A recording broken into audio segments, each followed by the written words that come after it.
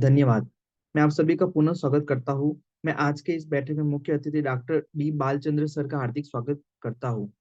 जो आज का जो हमारा टॉपिक है, understanding the concept of vital force in different system of medicine under Ayush. तो सर से मैं आग्रह करूंगा कि आप अपना व्याख्यान प्रारंभ करें। Thank you doctor Nishant.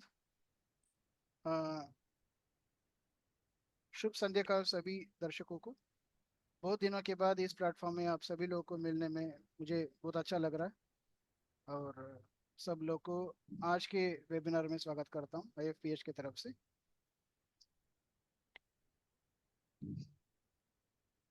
ठीक है, तो आज के जो टॉपिक है वो है आयुष के अंतर्गत विभिन्न चिकित्साओं में जीवनी सिद्धांत के अवधारणाओं में समझना क्या है। यही है आज के हिंदी वेबिनार। एक सेकेंड, एक कॉल आ रहा है, मैं जस्ट अटेंड करके आपसे वापस आ जाते हैं तो वही है आज के टॉपिक, आयुष के अंतर्गत विभिन्न चिकित्साओं में जीवनी सिद्धांत के अवधारणाओं को समझना। तो ये है। तो मैं आज प्रेजेंटेशन में शेयर करता हूँ, आप देख लीजिएगा।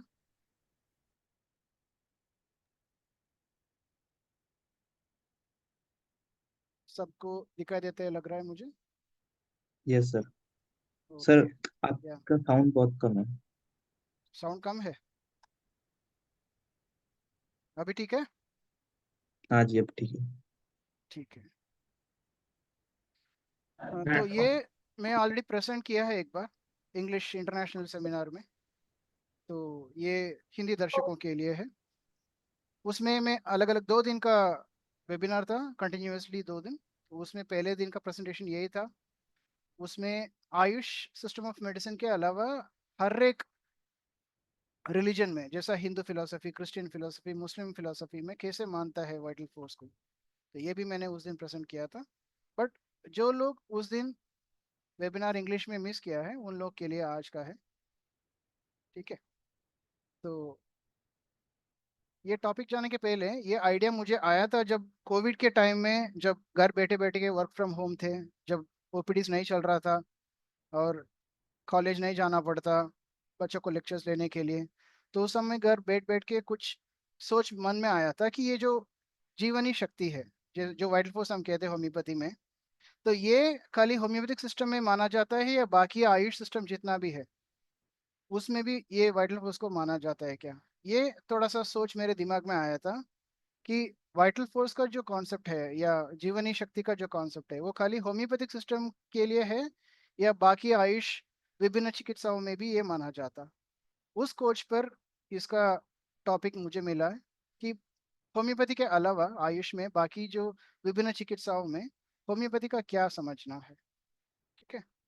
तो उसके पहले हम ये समझेंगे कि वाइटलिज्म क्या है, क्योंकि ये कॉन्सेप्ट वाइटलिज्म के ऊपर ही है। वाइटलिज्म एक फिलोसफिकल स्कूल है, ठीक है, जिसमें ये माना जाता है उस छात्रों को कि हर लिविंग ऑर्गेनिज्म या हर जीवन में एक नॉन लिविंग एंटिटी, मतलब जिनको जीवन नहीं है, ठीक है, उनसे कैसा अलग करेंगे हम, जिनको जीवन है जिनको जीवन नहीं है। जैसा आपका जड़ी बूटियां हैं, जानवर है, पक्षियों है, इंसान है, ठीक है, माइक्रो ऑर्गेनिज्म से छोटा छोटा जो कीटाणु है वो, और उससे नॉन लिविंग एंटिटीज जैसे लकड़ी हो गया, पत्थर हो गया, मिट्टी हो गया, इनसे कैसे अलग करेंगे। इसको अलग करने में 3 चीज हम प्रयास करते हैं living entities non living entities को फर्क समझाने में, कि living entities can able to live, feed, grow and reproduce. मतलब वो जीवित रहता है, वो खाते हैं, ठीक है, वो बढ़ जाते हैं उसके नापी में, लेंथ वाइज या ब्रेथ वाइज, चौला ये अडवा, ये जो ये है लेंथ में, लेंथ बाई ब्रेथ में, ठीक है, उसमें वो बढ़ जाते हैं और वो उनके प्रोजेनीज मतलब नया नया बच्चों को पैदा करता है। यही फर्क है लिविंग और नॉन लिविंग एंटिटीज में। एंड ये करने के लिए क्या आवश्यकता है कि एक एलिमेंट चाहिए जिनको हम कहते हैं वाइटल स्पार्क। उसको हम इसमें फ्रेंच में कहते हैं इलान विटाल। ठीक है। तो जो हम जीवन या आत्मा के साथ कोरिलेट कर सकते हैं। तो यही फर्क है लिविंग एंटिटीज और नॉन लिविंग एंटिटीज में। ठीक है।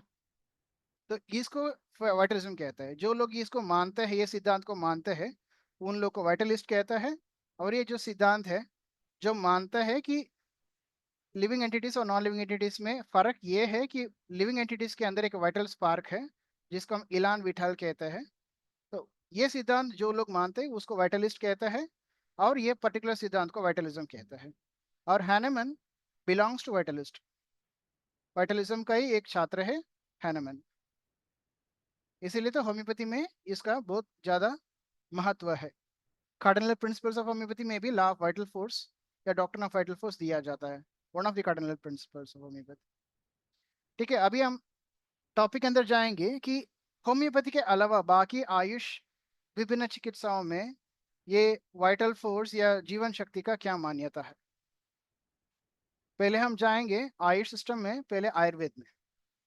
आप सबको पता होगा कि आयुर्वेद एक भारतीय चिकित्सा है जो ऋषि मुनि, जो हजारों साल पुराना जो चिकित्सा है, हमारा भारतीय का चिकित्सा, वो है आयुर्वेद।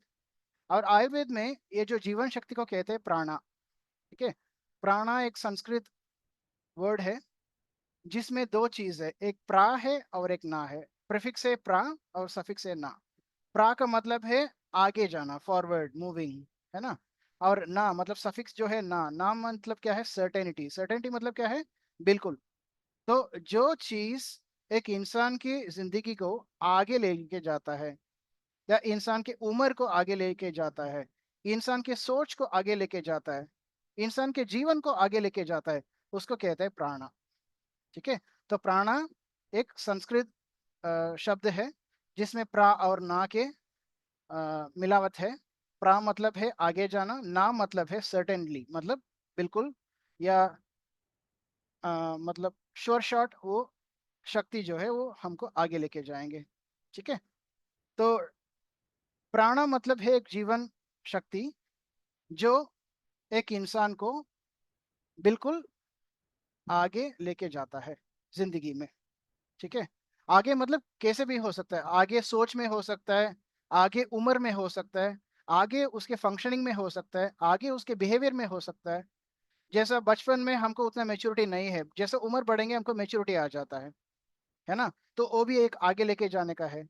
अभी समझ लो कि हमारे समझाने का शक्ति कम है, आगे जैसे उम्र बढ़ेंगे तो हमको समझाने का शक्ति, जजमेंट पावर, डिफरेंशिएशन, ये सभी माइंड में आ जाता है ना, जिसको कहते हैं डेवलपमेंट।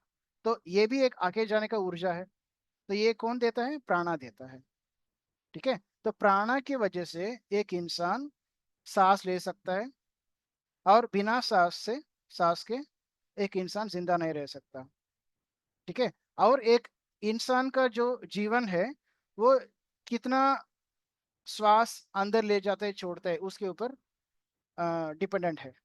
जो लोग लंबा सांस ले सकता है, ठीक है, और बहुत कम श्वासों में जीवन आगे लेके जा सकता है, उनका आयु ज्यादा है। जैसा आप समझ लीजिए कि एक इंसान और एक कुत्ता, आप देखेंगे तो रेस्पिरेटरी रेट इंसान में कुत्ते से कम है, और कुत्ते के रेस्पिरेटरी रेट इंसान से ज्यादा है। तो कुत्ता का जीवन कितना साल का है और इंसान का जीवन कितने साल का है। क्यों? कुत्ते को अपने ब्रेथ, अपने श्वास को कंट्रोल नहीं कर सकता।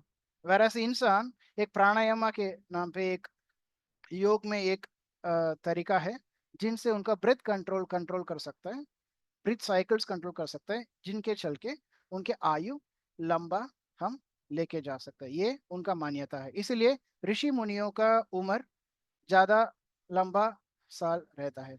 लोग कहते हैं कि अगस्त्य मुनि एक सिद्धा में एक मुनि है, उन्होंने 800 साल जिंदा रहा था।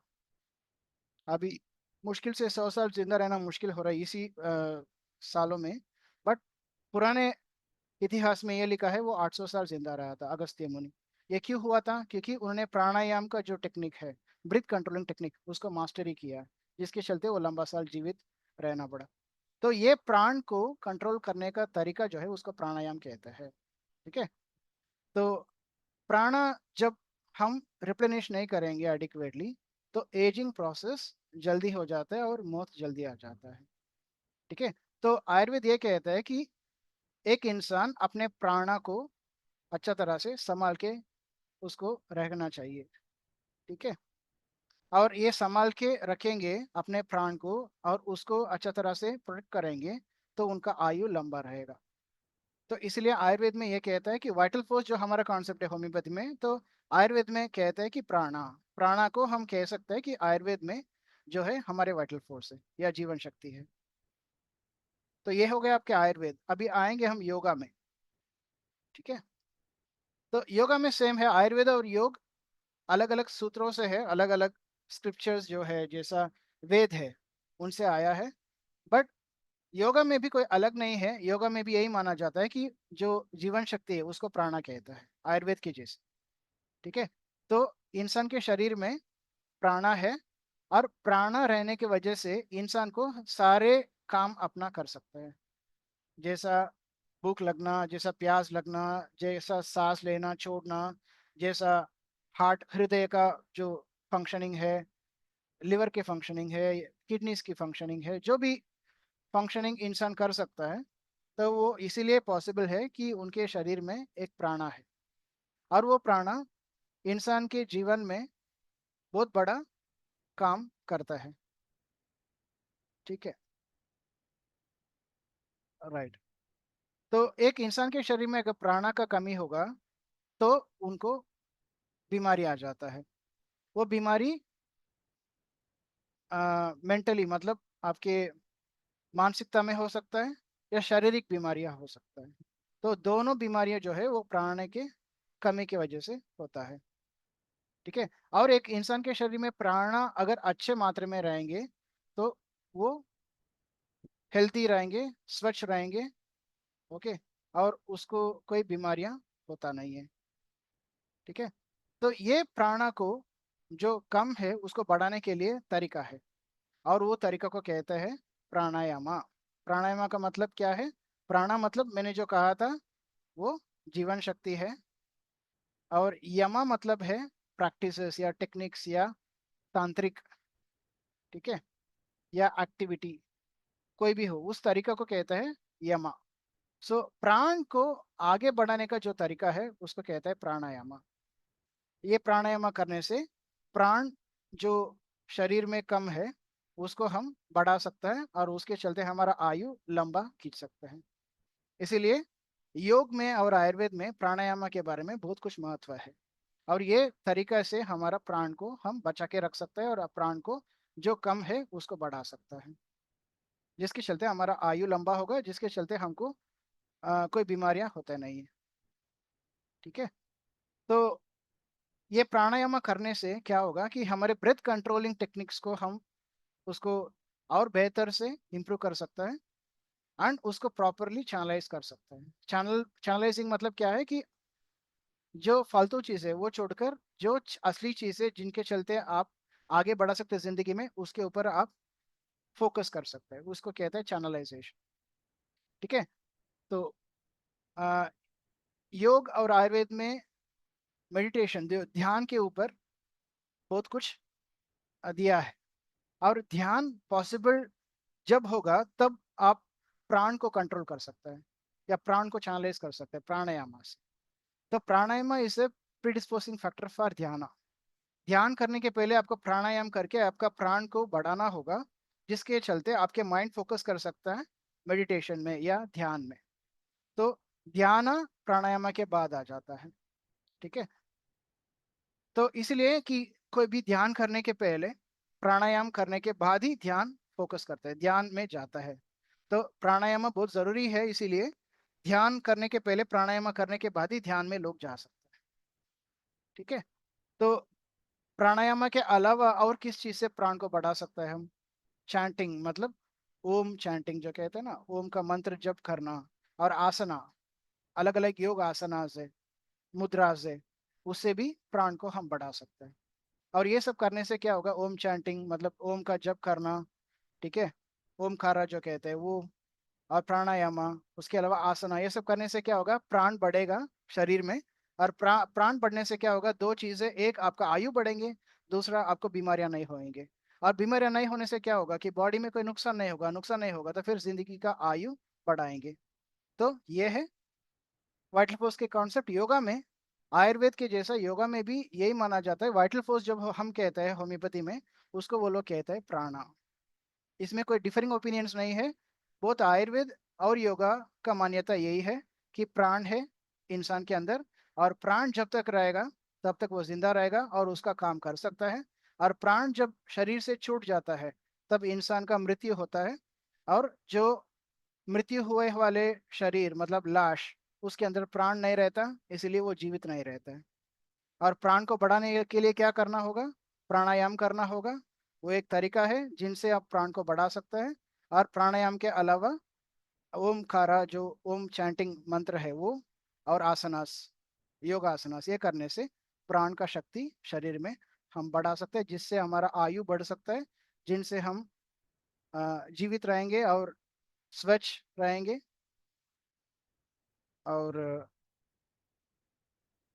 हमारा बीमारी से ताकत दिखाना का जो शक्ति है वो बढ़ेगा। राइट। तो ये है प्राणा। अभी हम आएंगे प्राकृतिक चिकित्सा नेचुरोपैथी में। ठीक है। आयुष में जो ये है वो आयुर्वेदा है, वही है योगा और नेचुरोपैथी। मतलब योगा और प्राकृतिक चिकित्सा। प्राकृतिक चिकित्सा में क्या माना जाता है,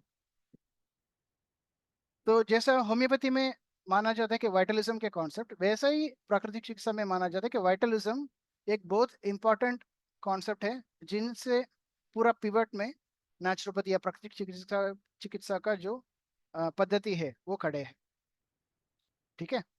तो इसका मतलब है कि जैसा मैंने वाइटलिज्म में कहा था, एक सिद्धांत जो माना जाता है ये, कि जिंदगी के जीवन के अंदर एक ऊर्जा है, जो शक्ति है, जो हम नहीं देख सकते हैं, बट जिनके चलते इंसान का जो पूरा शरीर का जो भी काम है या उसका जो फंक्शनिंग है वो चलता है। तो ये सेम प्राकृतिक चिकित्सा भी माना जाता है। ठीक है। तो प्राकृतिक चिकित्सा में ये माना जाता है कि वाइटलिज्म या वाइटैलिटी मतलब जो जीवन शक्ति है वो रहने की वजह से इंसान जिंदा रह सकता है, इंसान बढ़ सकता है लंबाई में या उनके वजन में, डेवलप हो सकता है उसके जो फंक्शनिंग है, नर्वस फंक्शनिंग है वो, और इंसान का कोई भी बीमारियां है वो ठीक हो जाता है। अगर उनके अंदर ये जीवन शक्ति नहीं रहेगा तो इंसान जिंदा नहीं रहेगा, इंसान का लंबाई या वजन जैसा बढ़ना चाहिए वैसा नहीं बढ़ेगा, इंसान का डेवलपमेंट नहीं होगा, इंसान का बीमारियां ठीक नहीं होता है। तो ये माना जाता है प्राकृतिक चिकित्सा में। ठीक है। और ये भी माना जाता है कि ये पर्टिकुलर जीवन शक्ति इंसान के अंदर रहने की वजह से उनका जो मानसिक अ, विभाग का जो इंटेलिजेंस है मतलब बुद्धि है वो रहता है, और वो एक इंसान को आगे बढ़ने का ऊर्जा देता है। ठीक है। तो इसीलिए होम्योपैथी जैसे प्राकृतिक चिकित्सा को भी हम माना जाता है होलिस्टिक सिस्टम, मतलब इंसान को एक ही जैसा एंटिटी माना जाता है। मतलब शरीर अलग और मानसिकता अलग, ऐसा अलग अलग पद्धतियों का मान्यता नहीं है प्राकृतिक चिकित्सा में। होम्योपैथी में जैसा हम कंसिडर करेंगे कि mind and health, physical body and mental health, दोनों को एक ही जैसा माना जाता है, वैसा प्राकृतिक चिकित्सा में ये भी यही माना जाता है कि इंसान का शरीर और इंसान का दिमाग या बुद्धि अलग अलग नहीं है, वो अ, एक ही हिस्सा है, अलग अलग हिस्सों में नहीं बढ़ा जाता। इसीलिए साइकेट्री, फिजिकल मेडिसिन ऐसा अलग अलग, इंटरनल मेडिसिन ऐसा अलग अलग पद्धतियों प्राकृतिक चिकित्सा में नहीं है। ठीक है। राइट। तो ये है प्राकृतिक चिकित्सा में मान्यता। जैसा हम माना जाता है वाइटल फोर्स, वैसे ही वो लोग वाइटलिज्म को मानते हैं। अभी हम आएंगे अकुपंक्चर में। अकुपंक्चर प्रॉपर अगर देखेंगे तो वो आयुष पद्धतियों के अंदर नहीं आता है, फिर भी वो प्राकृतिक चिकित्सा और योग के थोड़ा रिलेटेड में है, क्योंकि जो लोग BNYS पढ़ते हैं, bachelor of naturopathic and yogic sciences, उनमें एक सब्जेक्ट है उनके जो 5.5 साल के कोर्स में, वो है अकुपंक्चर।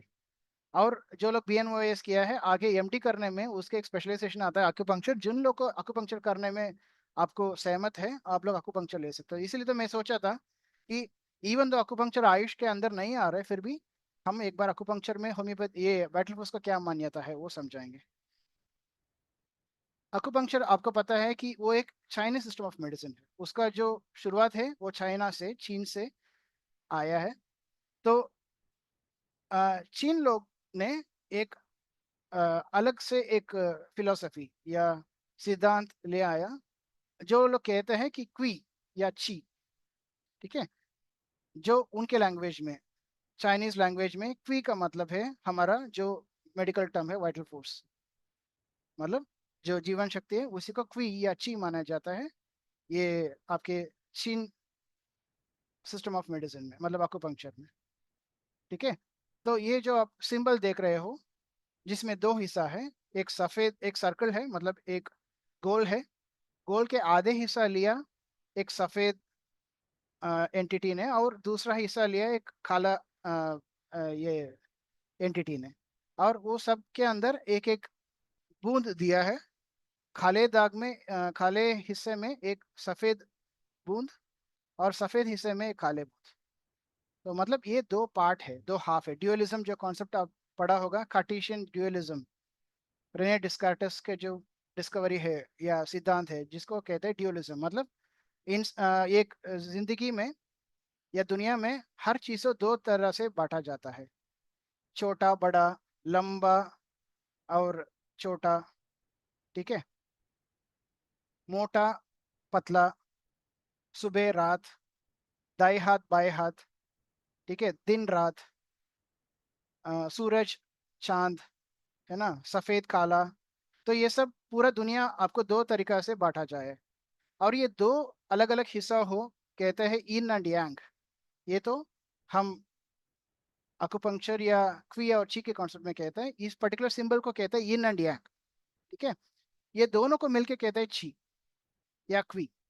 ची या क्वी एक चीज नहीं है जो हमको दिखता है, बट उसी से पूरा शरीर कंट्रोल हो जाता है। उसमें दो हिस्सा है, इन एंड यांग।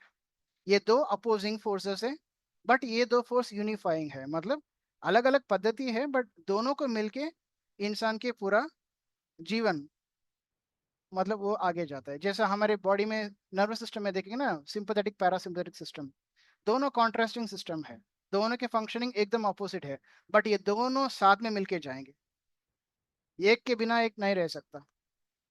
ठीक है, लाइकवाइज आप यही सोचिएगा कि बॉडी में जैसा नर्वस सिस्टम में दो टाइप्स है, sympathetic and parasympathetic nervous system, जो दोनों अपोजिंग फोर्सेस है बट यूनिफाइंग फोर्स है।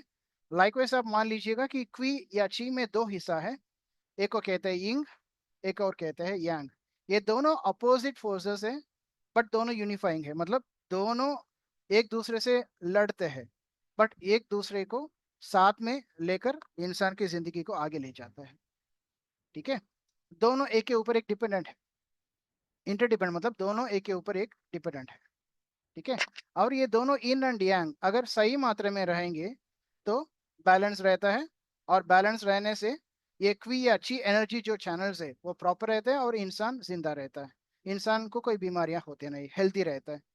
अगर इस in and yang contrasting forces में कुछ अनबैलेंस है, मतलब इन ज्यादा हो गया यांग कम हो गया या यांग ज्यादा हो गया इन कम हो गया, उसके जो दो बराबर हिस्सा है उससे हिस्सों में कुछ अगर अनबैलेंसिंग हो गया तो इंसान कि जो ची फ्लो है या क्वी फ्लो है उसमें ऑब्स्ट्रक्शन आ जाता है या एक्सेस आ जाता है। ऑब्स्ट्रक्शन या एक्सेस की वजह से तो इंसान के बैलेंस या जो ची और की फ्लो में बैलेंस जो है वो डिस्टर्ब हो जाता है और डिस्टर्बेंस होने से बीमारी आ जाता है। और ये पर्टिकुलर इन एंड यांग को अभी नॉर्मलाइज करना चाहिए, मतलब जो अनबैलेंसिंग है उसको बैलेंस करना चाहिए। और वो बैलेंसिंग कैसे करता है, उसके जो चैनल ऑफ फ्लोज है, ठीक है, उस चैनल ऑफ फ्लोज में जिसको मेरिडियंस कहते हैं हम बॉडी में, उस मेरिडियन को जहाँ पे चीफ फ्लो ऑब्स्ट्रक्शन है या एक्सेस है उसको आप इक्वलाइज करना चाहिए बाय मैनिपुलेशन, इधर पे आपको प्रेशर या आपको पंक्चर। आपको प्रेशर का मतलब है एक प्रेशर पॉइंट्स है बॉडी में अलग अलग जगहों पे, चैनल्स में, मेरिडियंस में, उसमें आप उंगलियों के प्रेशर से या कोई इंस्ट्रूमेंट्स या कोई डिवाइसेस से उस पर्टिकुलर एरिया को स्टिमुलेट करने से वो पर्टिकुलर एनर्जी फ्लो या इन एंड यांग का डेफिशिएंसी जो है वो इक्वलाइज हो जाएगा, एंड उसके चलते ची फ्लो वापस होने लगेंगे, एंड बीमारियां चल जाता है या इंसान प्रॉपर हेल्थ में आ जाता है। कभी कभी ये पर्टिकुलर एरिया को स्टिमुलेट करने के लिए नीडल्स का जरूरत पड़ता है, जिसको कहते हैं अकुपंक्चर नीडल्स। और वो पर्टिकुलर नीडल से वो पर्टिकुलर एरिया को स्टिमुलेट करने से कुछ टाइम तक वो पर्टिकुलर एनर्जी चैनल्स जहाँ पे ऑब्स्ट्रक्शन या एक्सेस है उसको हम वापस फ्लो में ले आ जा सकता है, और जिसके चलते इंसान का बीमारियां ठीक हो जाता है। यही माना जाता है अकुपंक्चर में। ठीक है। ये जो इन है इसको कहते हैं क्वी का जो या ची का जो हिस्सा है जो कोल्ड है, कोल्ड मतलब ठंडा है, जो पैसिव है, जो सॉलिड है, जो हैवी है, जो डिसेंडिंग है मतलब ऊपर से नीचे आना, जो भारी रहना, ठीक है, जो मॉइस्ट, मॉइस्ट मतलब नमी रहना, डार्क मतलब काला रहना। तो ये जो ची में जो ब्लैक कलर का पार्ट है उसको कहते हैं यिन।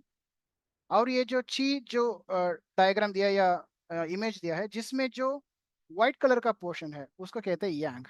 तो यिन है जो काला हिस्सा इस सर्कल में, एंड यांग जो है जो सफेद हिस्सा। और यांग का क्वालिटीज देखिए, Yang is that portion of qi which is hot, just opposite है देखिए। इन इज कोल्ड मतलब ठंडा है, और यांग क्या है, हॉट है, गर्म है, दोनों ऑपोजिट है। इन पैसिव है, यांग एक्टिव है। ओके। इन सॉलिड है, ठीक है, और यांग इथीरियल है, इथीरियल मतलब क्या है, डायनेमिक है। ओके। नेबुलस, राइजिंग, मैंने बोला था इन इज डिसेंडिंग ऊपर से नीचे आना, और यांग क्या है, असेंडिंग मतलब राइजिंग नीचे से ऊपर जाना। जैसे आपका ट्रैक से डिसेंडिंग ट्रैक से असेंडिंग ट्रैक से ना, लाइकवाइज डिसेंडिंग ट्रैक्स क्या होता है, ब्रेन से लेकर पूरा बॉडी टर्मिनल में आ जाता है। और असेंडिंग ट्रैक्स क्या है, सेंस ऑर्गन से लेकर सीधा बीमारी मतलब ब्रेन तक ले जाता है। तो लाइकवाइज इन जो है वो डिसेंडिंग है मतलब ऊपर से नीचे आना, और यांग जो है असेंडिंग है और राइजिंग है नीचे से ऊपर जाना। एंड ये यांग इज अग्रेसिव। अग्रेसिव मतलब क्या, ऊर्जा शक्ति ज्यादा है यांग को इन से। तो ये जो दो कॉन्ट्रास्टिंग फोर्सेस है जिसका मिलन हम कहते हैं क्वी या ची। ठीक है। और बॉडी में ये जो ची है, ये जो ऊर्जा है, वो बॉडी में अलग अलग जगहों पे अलग अलग बॉडी का अंगों में वो फ्लो होता है एक चैनल में। जैसे ब्लड वेसल्स है ना जिसमें ब्लड फ्लो होता है, जैसे लिम्फेटिक सिस्टम है जहाँ पे लिम्फ फ्लो होता है, जहाँ पे नर्वस सिस्टम है जहाँ पे नर्व इम्पल्सेस कैरी हो जाता है। लाइकवाइज बॉडी में ऐसा एक मेरिडियंस है जो हम देख नहीं सकता, जो जनरली माना जाता है कि ये पर्टिकुलर फेशिया जो है आपका जो फैटी टिश्यूज लेयर्स है उसके नीचे है ऐसा माना जाता है, जिसमें मेरिडियन पॉइंट्स मतलब उसमें चैनल्स रहता है जिसमें ये ची फ्लो हो जाता है। ये आप फिजिकली नहीं देख सकते, बट इमेजिनरी प्लेन्स रहता है जहाँ पे according to Chinese system of medicine, चीन की जो पद्धति है, चिकित्सा पद्धति पद्धति है अकुपंक्चर, उसमें यह माना जाता है ये पर्टिकुलर मेरिडियंस में जिसको हम चैनल्स कहते हैं उस द्वारा ची जो या क्वी जो है वो फ्लो हो जाता है, वो बॉडी के पूरा सर्कुलेट होते रहता है। ओके। जब इम्बैलेंस आता है इन डाउन यांग में तो क्या होगा, ये ची फ्लो जो है जो ये चैनल्स में एवरिडेंस में फ्लो होता है उसमें इंटरप्शन आता है yin एंड yang के इम्बैलेंस की वजह से। एंड इसके चलते क्या होगा कि ये पर्टिकुलर ची फ्लो जो फ्रीली फ्लो होना चाहिए चैनल्स में, कई जगह पे ये फंस जाता है, और फंस जाने के चल के आगे उनका एनर्जी फ्लो जहाँ होना चाहिए वो नहीं होता है, और एक जगह पे वो ज़्यादा अक्यूमुलेट होते रहता है। तो इसमें इसको हम कहते हैं इम्बैलेंस, और इम्बैलेंस होने की वजह से बीमारियां आ जाता है, यही मानते हैं अकुपंक्चर सिस्टम। और ये पर्टिकुलर इम्बैलेंस को सीधा कैसे करेंगे, थोड़ा डाइट हैबिट से वो जो बताएंगे, लाइफस्टाइल हैबिट से बताएंगे, और उसके साथ साथ वो पर्टिकुलर फ्लो जहाँ पे हिंडरेंस है या जहाँ पे ऑब्स्ट्रक्शन है उस पर्टिकुलर चैनल फ्लो जहाँ पे ऑब्स्ट्रक्शन है उसको सीधा वापस एनर्जी फ्लो होने के लिए वो स्टिमुलेट करते हैं वो पर्टिकुलर पॉइंट्स को जिसको कहते हैं अकुपंक्चर पॉइंट्स। ओके। और वो स्टिमुलेट होता है अकुप्रेशर से या अकुपंक्चर से। अकुपंक्चर मतलब नीडल लगा के उस जगह को स्टिमुलेट करना, और अकुप्रेशर जो है वो हमारे फिंगर टिप्स, थंब के जो Palmer aspect of pulp of the finger जो है उससे स्टिमुलेट करके वो पर्टिकुलर एनर्जी फ्लो को बढ़ा देंगे। और ये टीसीएम ट्रेडिशनल चाइनीज मेडिसिन के जो सिस्टम पढ़ाई वाले डॉक्टर है उनको बेहतर पता है कि किस पॉइंट को स्टिमुलेट करेंगे तो किस एनर्जी फ्लो को हम सीधे चैनलाइज कर सकते हैं। वो आम इंसान के नॉलेज में नहीं है, जो लोग ये पद्धति पढ़ा है उन्हीं को आइडिया है कि किस पॉइंट को स्टिमुलेट करेंगे तो फिर एनर्जी फ्लो हो जाता है। ठीक है, तो इसका कहता है अकुपंक्चर। मैंने एक कॉन्सेप्ट बता दिया कि उसके बीमारी का क्या मान्यता है और हेल्थ को क्या मानता है। तो traditional Chinese system of medicine, जिसको टीसीएम कहते हैं, उसमें जो क्वी या ची है, उसमें दो हिस्साओं है। ओके, एक फिजिकल नरिशिंग पोर्शन, मतलब एक जो शारीरिक इंसान के शरीर में एक हिस्सा है जहाँ पे ये पंचभूत जो है वो हो जाता है। हवा, पानी, खाना, ये सब हम जो लेते हैं उससे फिजिकल बॉडी ग्रोथ हो जाता है। और दूसरा जो है वो डायनेमिक प्लेन में है, जैसा हम कहते हैं होम्योपैथी में डायनेमिक प्लेन में है। ठीक है, तो वो किस में रहता है? वाइटल फ्लूइड्स में। वाइटल फ्लूइड्स मतलब क्या है? हमारा बॉडी में जो भी एक्स्ट्रा सेलुलर फ्लूइड है वो वाइटल फ्लूइड्स है। हमारा जो सीमन है वो वाइटल फ्लूइड है। सलाइवा, थूक, वाइटल फ्लूइड है। मिल्क, दूध, वो वाइटल फ्लूइड है। ब्लड वाइटल फ्लूइड है। यूरिन वाइटल फ्लूइड है। तो ये सब वाइटल फ्लूइड्स में वो मिला रहता है। वो दूसरा एक पार्ट है जो डायनेमिक प्लेन में रहता है, जो फिजिकल प्लेन में नहीं है। ओके, एंड इसके जो क्विकर जो एनर्जी फ्लो है बॉडी में अलग अलग चैनल्स में वो फ्लो हो जाता है, जिसको हम कहते हैं मेरिडियंस। ठीक है, तो अभी हम आएंगे रेकी में। रेकी अगेन आयुष में नहीं आता है। आयुष सिस्टम में रेकी को नहीं माना जाता है, बट वो एक अल्टरनेटिव सिस्टम में गिना जाता है। तो इसलिए हम रेकी के बारे में भी थोड़ा पढ़ाएंगे कि रेकी में ये जो जीवन सिद्धांत को क्या कहता है। तो रेकी एक Japanese system of medicine, Japanese का पद्धति है। जैसा homeopathy German system of medicine है, अकुपंक्चर चाइनीज सिस्टम ऑफ मेडिसिन है, योगा और आयुर्वेद भारतीय चिकित्साओं में आता है, वैसे ये जो रेकी है वो Japanese system of medicine, Japanese का जो चिकित्सा पद्धतियों में आता है। ठीक है, उसको उसमें वाइटल फोर्स को या जीवन शक्ति को कहते हैं की। रेकी में जो लास्ट की है ना, उसको हम कहते हैं वाइटल फोर्स रेकी में। तो रेकी जैसा एक टेक्निक है जापानीज की, जिस जो करने से हमारा स्ट्रेस बॉडी में जो बनता है वो कम हो सकता है। रिलैक्सेशन, बॉडी थोड़ा सा रिलैक्स, आराम, खामोश या कामनेस मिलेंगे। और कभी कभी वो बीमारियों को ठीक करने के ये चलते भी हम उसको प्रयास कर सकते हैं। तो रेकी में दो शब्द है, रई और की। रई का मतलब है कि गॉड्स विजडम और हाईएस्ट पावर, मतलब भगवान की हाथ जो कहते हैं ना, या भगवान की इच्छा जो है, या भगवान की जो शक्ति है, उसको कहते हैं रई जापानीज शब्दों में। और की का मतलब है लाइफ फोर्स और एनर्जी, मतलब जीवन शक्ति, उसको कहते हैं लाइफ फोर्स और एनर्जी। सो रई की ऐसा एक जापानीज का चिकित्सा पद्धति है जिसमें हम ये जीवन शक्ति को स्पिरिचुअली गाइडेड, मतलब भगवान की कृपा से हम ये आयु को हम आगे लेके जाने वाले या आयु को कंट्रोल करने वाले शक्तियों को कहते हैं रेकी। ओके, तो इसमें यह माना जाता है कि ये जो की है, जो जीवन शक्ति है, वो शरीर में इधर से उधर, उधर से इधर चलते रहता है, इसलिए हम जिंदा है। और कोई इंसान को ये की का जो शक्ति है, जीवन शक्ति है, वो कम होगा तो वो बीमार बन जाएगा और बीमार होगा। और बीमार आने के पहले स्ट्रेस आ जाएगा, स्ट्रेस के चलते बीमार हो जाएगा। एंड ये की जो इंसान के शरीर में कम है, उसको कोई टेक्निक से, अगर उसका जो लेवल से की का जो लेवल है बॉडी में वो अगर हम बढ़ा सकता है, तो हम हेल्दी रहेंगे, हैप्पी रहेंगे, स्ट्रेस नहीं रहेगा, और बीमारियां जो है वो ठीक हो जाएगा। यही कहना है रेकी में भी। जैसा हम प्राणा में कहता है, प्राणा की कमी की वजह से बीमारियां आ जाता है, और प्राण को बढ़ने से बीमारी ठीक होता है और इंसान का आयु बढ़ जाता है। वही सेम कॉन्सेप्ट है, बट ये जापानीज की जो चिकित्सा पद्धति है उसके दौरान हमारे पास वापस आया है। इसको कहते हैं रेकी, है ना। और अभी आएंगे प्राणिक हीलिंग, जो रेकी के साथ जोड़ा है एक पद्धति, जिसको हम प्राणिक हीलिंग कहते हैं। Again pranic healing Ayush system में नहीं आता है, फिर भी एक ऑल्टरनेटिव सिस्टम ऑफ मेडिसिन माना जाता है, इसीलिए उसके अंदर भी होम्योपैथी को, मतलब वाइटल फोर्स को कैसे माना जाता है, ये हम थोड़ा सा समझाने का प्रयास करेंगे। प्राणिक हीलिंग में प्राणा अगेन, आप देखिए सेम कॉन्सेप्ट ऑफ योगा और आयुर्वेद में आ रहे हैं हम। प्राणा जो हम योगा और आयुर्वेद में माना गया है वही सेम टेक्नोलॉजी है प्राणा या ची या की। ची आएगा आपका अकुपंक्चर से, चाइनीज सिस्टम ऑफ मेडिसिन से। की आएगा आपका रेकी से। ये तीनों का एक ही मीनिंग है इधर, जीवन शक्ति। तो प्राणिक हीलिंग में तीन चीज है, प्राणा, ची या की। प्राणा आता है अपने आयुर्वेद और योगा से, ची आता है अपना अकुपंक्चर कॉन्सेप्ट से, मतलब चाइनीज सिस्टम ऑफ मेडिसिन से, और की आता है अपने reiki Japanese system of medicine से।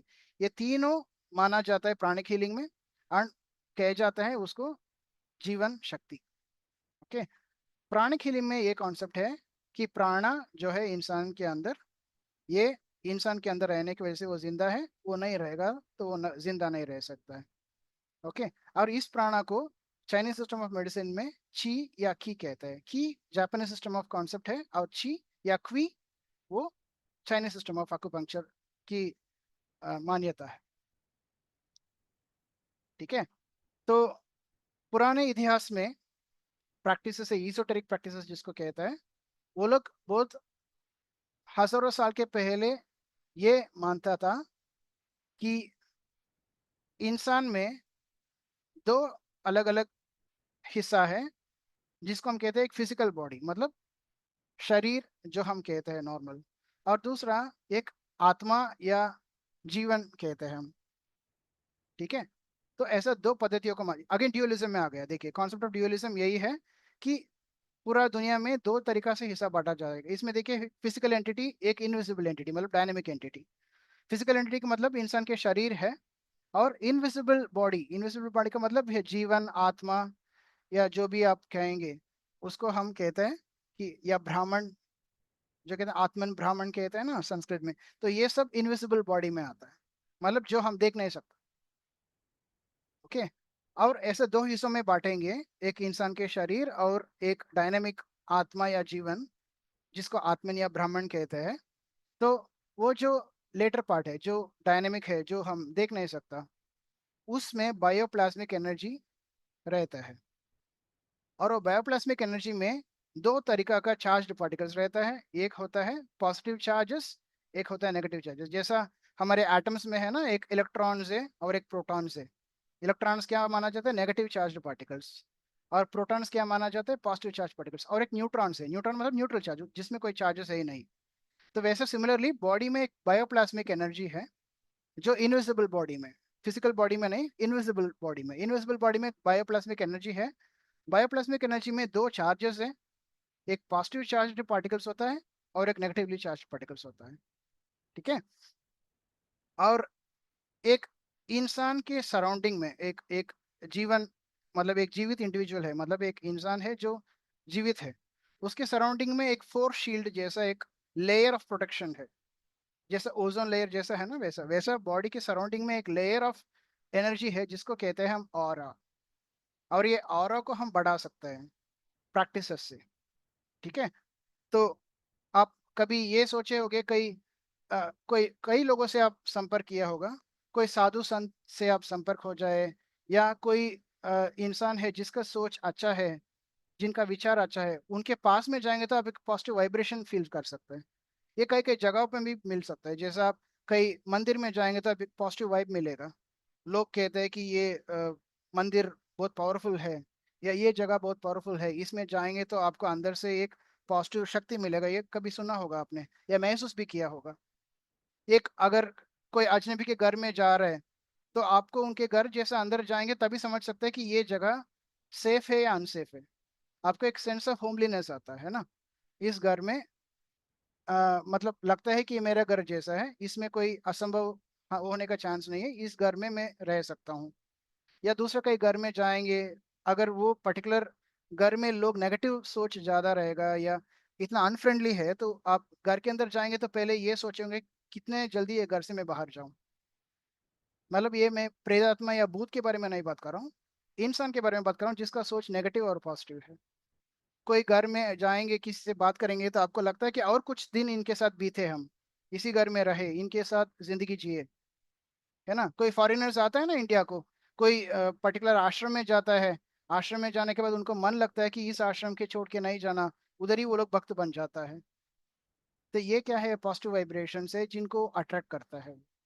और कई जगह जैसा आप कहीं शमशान घाट में जाएंगे, या कोई घर में जाएंगे जो घर पे अनफ्रेंडली लोग है या जिनका सोच नेगेटिव है, जैसा जाएंगे तो आपको तुरंत मन में ये लगेगा कि इस जगह से हमको जितना जल्दी हो सके उतना जल्दी भागना है।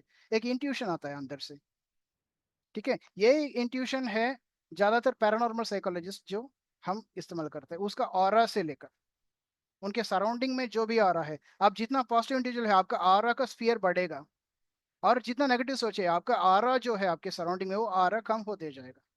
और जितना आरा आपका स्ट्रांग है, उतना बीमारियों को वो ताकत दिखा सकता है और बीमारियों को अंदर ना ले आने सकता है। और ये आरा नेगेटिव सोच लेने से या करने से आपका आरा का जो डायमेंशन है वो छोटा होते जाएगा, छोटा होते जाएगा, इतना छोटा हो जाएगा कि आपके ठीक शरीर के साथ वो जी जोड़ित है, जिनसे क्रॉस करके बीमारी जो भी हो अंदर इंसान के अंदर आने में ज्यादा वक्त नहीं लगता है, जिसको कहते हैं बूथ शरीर। ये संस्कृत में माना जाता है बूथ शरीर। बूथ शरीर का मतलब है कि ये जो शरीर है इंसान का, वो हम देख नहीं सकता, बट वो है हमारे सामने एक फुर्शी जैसा। अगर आप ये चीज को नहीं माना जाता है, आपको एक एक्सपेरिमेंट बता देता हूँ जिससे आप फील कर सकते हैं। आप आंख बंद कीजिए, दोनों हाथ को अच्छा तरह रब कीजिए, ऐसे पाम्स को। ठीक है, आंख बंद करके दोनों हाथ को एक दूसरे से जोड़ने का प्रयास कीजिएगा। आपको लगता है कि दोनों हाथ के बीच में एक गोल गोल, हवा में एक गोल गोल बॉल जैसा घूमते रहते हैं, जिसको आप मैनिपुलेट कर सकते हो दोनों हाथ में। ये कभी फील करके देखे, ये आपका ऑरा है। ये आप आंख खोल के देखेंगे तो नहीं देख सकता, बट आप आंख बंद करके देखेंगे तो you can able to feel एक दोनों हाथ पाम्स के बीच में एक बॉल जैसा घूमते रहता है, जो डायनेमिक है, जो आप फील कर सकते हैं आपके दोनों हाथ के बीच में है, बट आप देख नहीं सकता। ये ऑरा है। ठीक है, ये प्रैक्टिकली पॉसिबल है। ये डायनेमिक है इसलिए आप देख नहीं सकते, बट आप महसूस कर सकते हैं वाइटल फोर्स जैसा ही। ठीक है, तो ये पर्टिकुलर इनविजिबल बॉडी जो हम कहते हैं, उसमें चैनल्स है, मेरिडियंस है, जैसा आकुपंक्चर में पढ़ा था। वो मेरिडियंस में या पर्टिकुलर चैनल्स में या श्रोतास में ये प्राणा बॉडी में इधर से उधर, उधर से इधर घूमते रहता है। ठीक है, तो ये प्राणा को तीन मेजर सोर्सेस है। मतलब कहाँ से ये प्राणा मिलता है हमको, तीन चीजों से मिलता है प्राणा। कहाँ से मिलता है? सोलर प्राणा, मतलब आपके सूरज की रोशनी से मिलता है प्राणा, जिसको कहते हैं सोलार प्राणा। इसलिए लोग कहते हैं कि सुबह सुबह धूप में जाके आप सूर्य नमस्कार करो, नहीं तो योगासनास करो, नहीं तो बैठकर थोड़ा सा ध्यान करो प्रकृति के साथ, so that you can be one with the nature. तो ये करने से सूरज से जो रोशनी हमको मिलता है, वो भी एक प्राणा का एक हिस्सा है, जिससे हमको प्राणा मिलता है बॉडी में। दूसरा होता है एयर प्राणा, मतलब जो श्वास या सांस से लेकर हमको जो मिलता है वो है एयर प्राणा, हवाओं से या श्वासों से, जो हम प्राणायामा जैसे टेक्निक से हम बढ़ा सकते हैं। और दूसरा है होता है अर्थ प्राणा। अर्थ प्राणा मतलब क्या है कि जो प्रकृति, जो जमीन या जो भूमि से हमको जो मिलता है वो है प्रकृति का प्राणा। पुराने जमाने में कोई चप्पल नहीं पहनते थे, शूज नहीं पहनते थे, नंगे पैर में जाते हैं इधर उधर। और पूरा उस समय ऐसा हार्श रोड्स, पत्थर, ऐसा कंकड़ वगैरह नहीं रहा था। पूरा ग्रासेस मतलब घास फूस इधर उधर था, तो इसलिए जाने में कोई लोगों को परेशानी नहीं रहा था। और लोग जब जमीन के साथ जोड़े रहेंगे नंगे पैरों से, तो उससे भी ऊर्जा मिलता है बॉडी में, उसको कहते हैं अर्थ प्राणा, या उनको कहते हैं हम भूमि से मिलने वाले प्राण।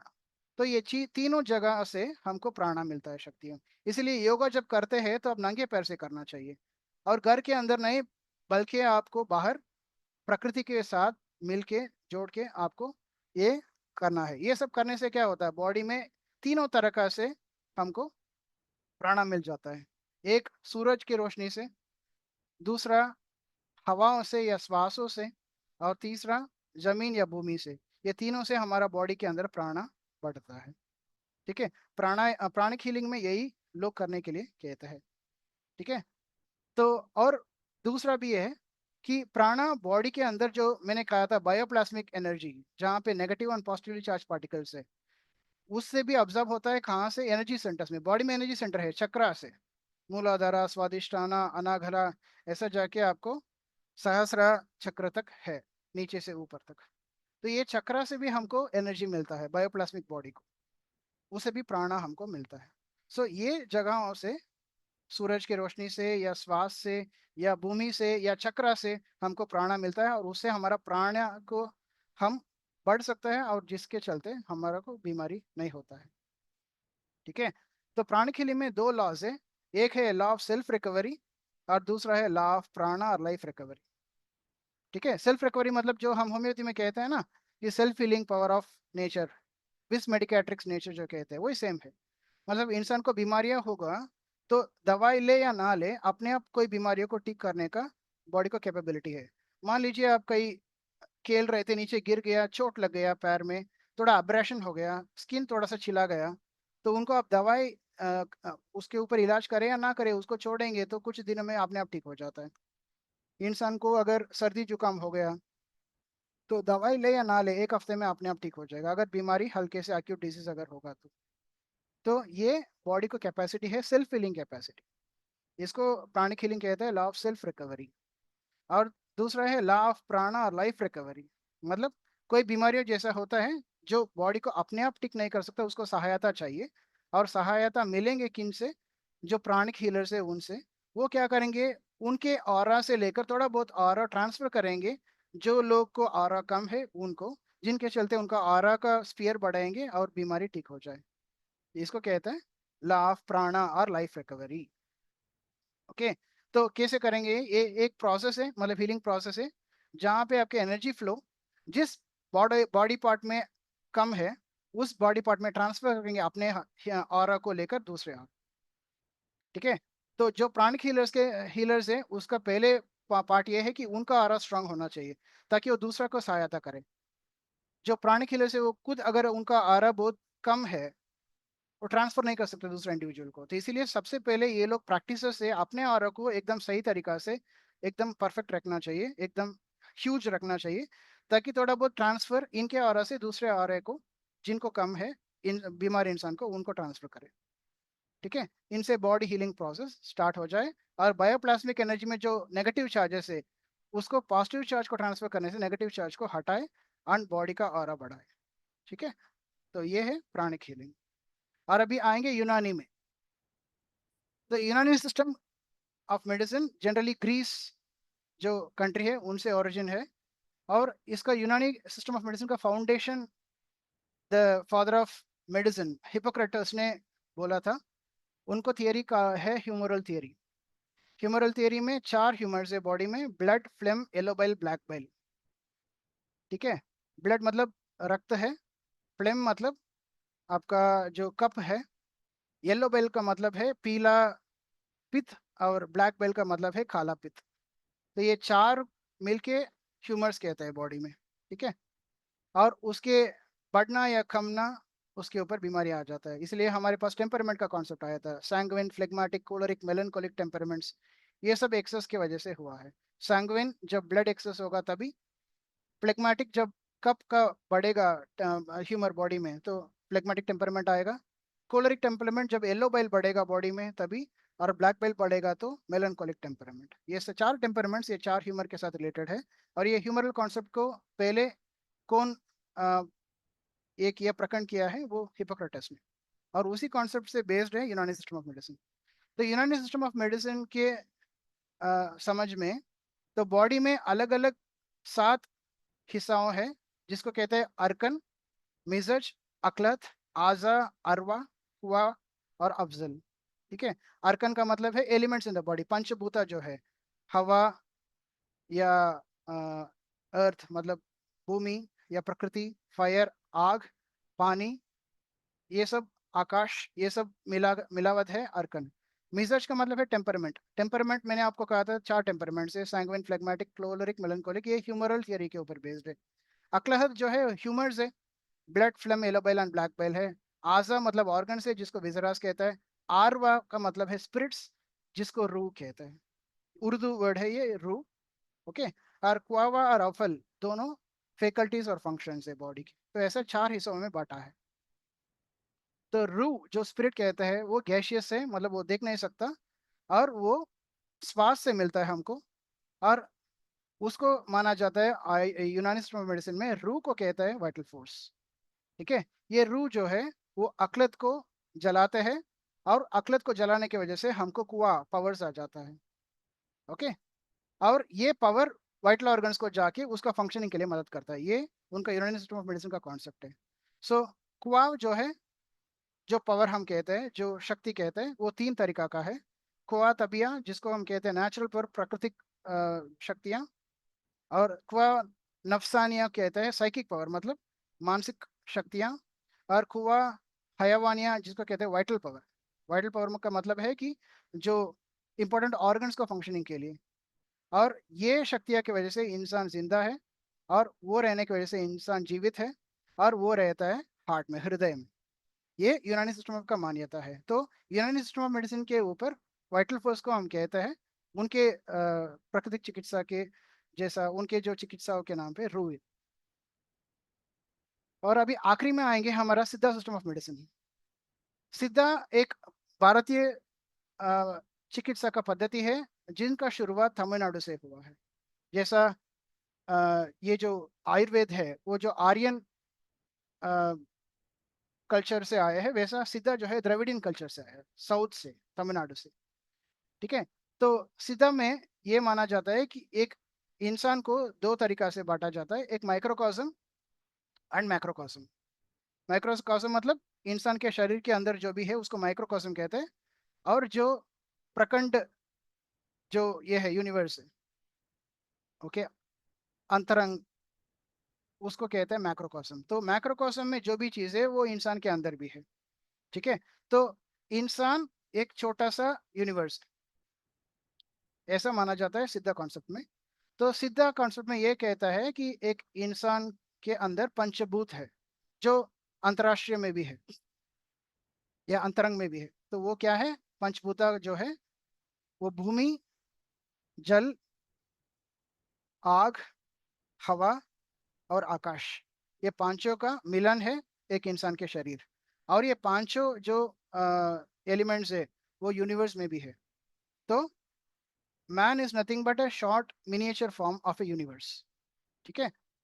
तो ये पांच महाभूता या पंचभूता को प्रॉपर्टीज है, जिसका प्रॉपर्टीज ग्रॉस एंड सटल दोनों तरीका से है। ग्रॉस मतलब जो ज्यादा दिखता है, और सटल मतलब एक पार्ट है जो दिखता नहीं है।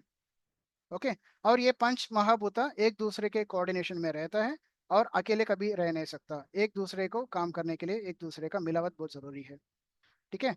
तो ये अलग अलग हिस्सों में मिलावट होकर अलग अलग सब्सटेंसेस या अलग अलग चीजों को बॉडी में फॉर्म करता है।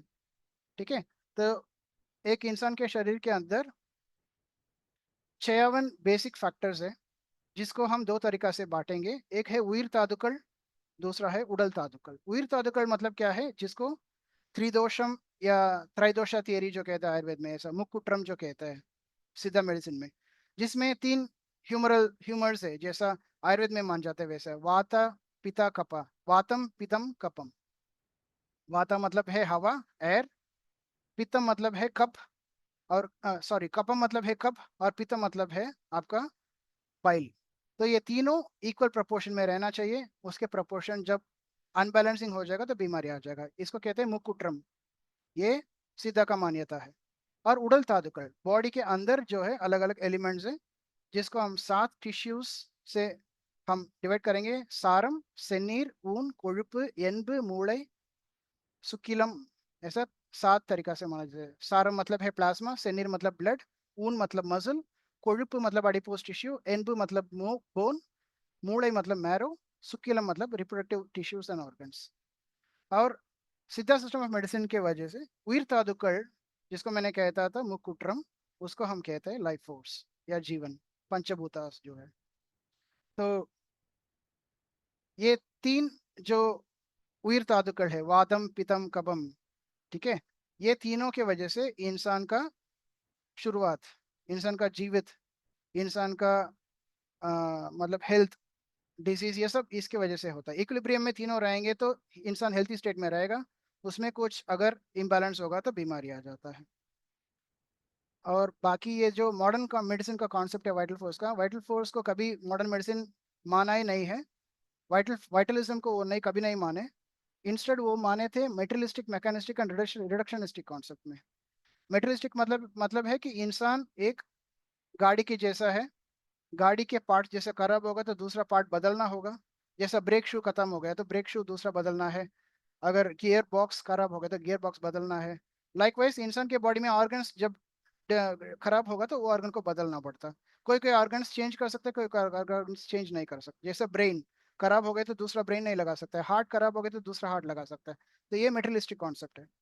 रिडक्शनिस्टिक मतलब है कि बॉडी को अलग अलग हिस्सों में उन्होंने बांटा है और अलग अलग पद्धतियां उन्होंने शुरुआत किया है।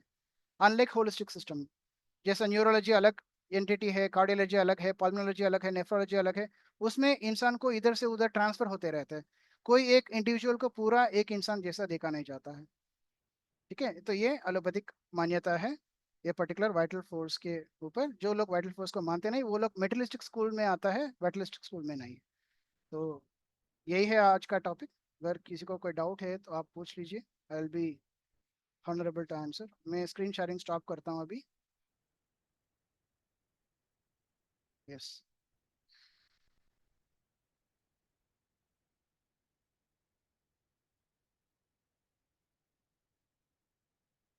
Over to host.